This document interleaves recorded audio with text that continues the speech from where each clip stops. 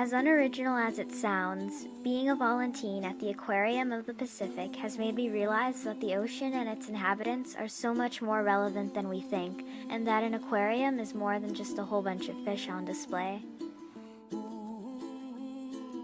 Not only did I gain experience on the field of biology and learn the most random facts about marine animals, but I also learned how to interact with hundreds of people per day of all different demographics and backgrounds.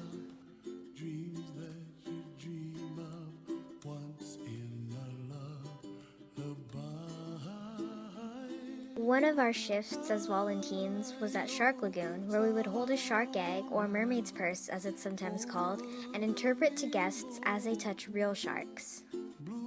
In the tropical Pacific gallery upstairs, there's even a live shark egg that you can see through to observe before it's born. And the aquarium isn't just about animals in the water either. There's so many different kinds of birds as well, including ruddy ducks, puffins, crested auklets, Magellanic penguins, lorikeets, and even a laughing kookaburra. Another favorite gallery was Wonders of the Deep, where you could actually touch moon jellies, which fortunately for us, don't sting. Jellyfish have stinging cells called nematocysts, and there are 11 varieties available for human consumption. At the jelly roll stations, we taught guests how plastic bags and jellyfish may look similar and how it's important to recycle and throw away trash where it belongs.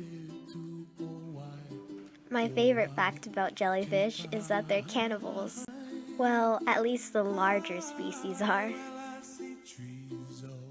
Speaking of touching moon jellies, I also really enjoyed working at the Northern Touch Lab, horseshoe crab, and the lorikeet forest. Lorikeets are native to Australia and have a bristly tongue that helps them eat food like nectar and pollen.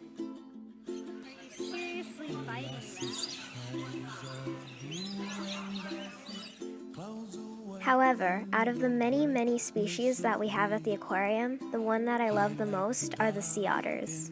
During our second to last shift, we got to have an animal encounter, and I was really excited to be able to feed an otter.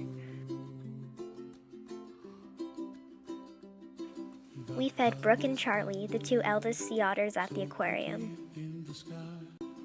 We even got to shake their paws, which was really cool. A sea otter's scientific name is Anhydrolutris, and they're the only marine mammal who doesn't have blubber to help keep them warm. They eat sea urchins, clams, mussels, and abalone, and a group of them is called a raft.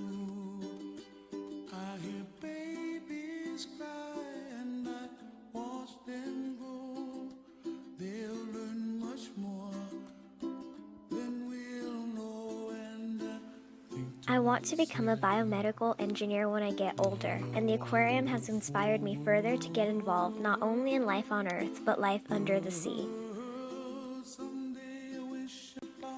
At the end of the day, we would have a small meeting about how our days went, ask questions, and tell stories about guest interactions, like children trying to eat jellyfish or interacting with a deaf person. We learned that being around so many different people required different ways of speaking to them.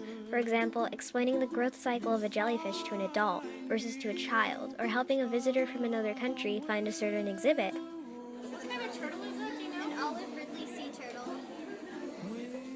I could go on and on about the aquarium, but then this video would last about 3 more years. So as an end note, being a VolunTEEN has been great, and I've learned so much and made great friends. I'd like to thank everyone involved, and I'll definitely continue to keep the information I've learned so far throughout my whole life and inform others about the wonders of our ocean.